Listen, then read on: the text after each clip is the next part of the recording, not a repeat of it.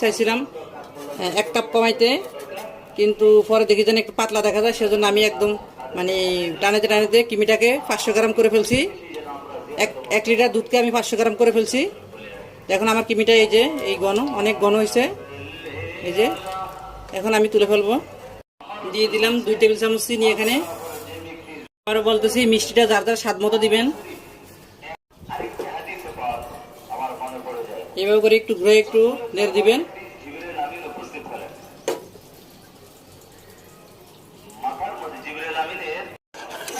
ক্যারামেলটা হয়ে গেল।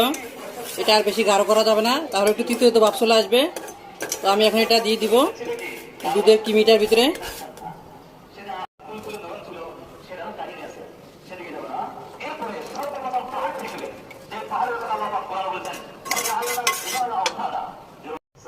এখন এটার দুধের ক্রিমি নাই, এটা এখন